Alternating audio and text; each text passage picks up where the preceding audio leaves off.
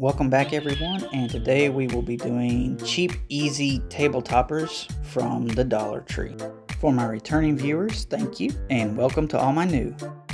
For this one, you will need the short candlestick holder, the individual, and 2 of the black incense holders. Starting out, we're going to glue the candlestick down to the bottom incense holder, and then we're going to glue the top incense holder onto the top of the candlestick holder. Then I glued a toothpick into the center where the incense would go to make a spike to hold any piece that I decide I want to go on top of this.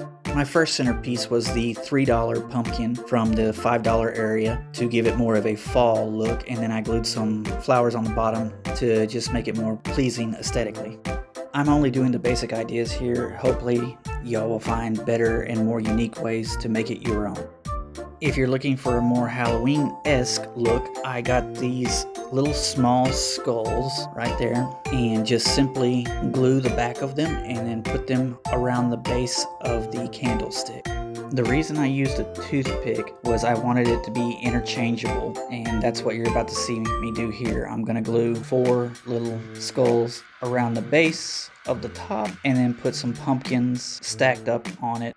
The pumpkins I chose were the garland, so they're foam, so it will drive really easy onto that toothpick and hold it into place very well. If you wanted to, you could draw faces on them to make them jack-o'-lanterns, or you could take the skulls back off and just do a pumpkin or a pumpkin stack for more of a fall look.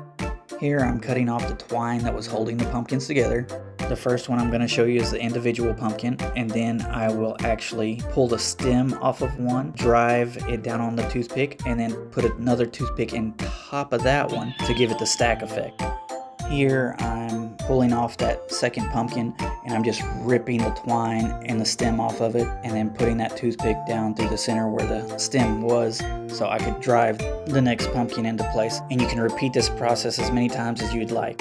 If you don't plan on taking it apart, go ahead and just give yourself a little hot glue tacks in between the pumpkins.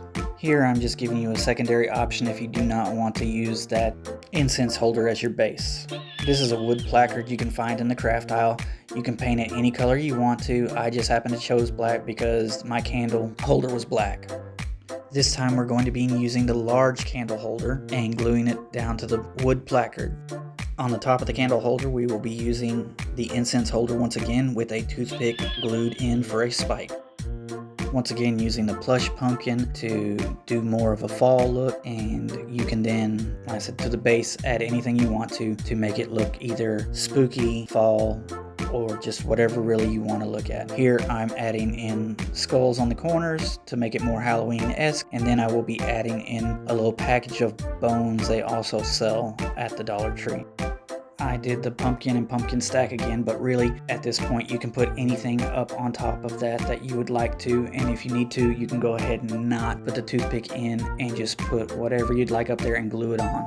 For this next project, we're going to use that wood base again for my project, and I'm going to keep it black. Then I found this little bust style skull that I'm going to go ahead and glue onto it.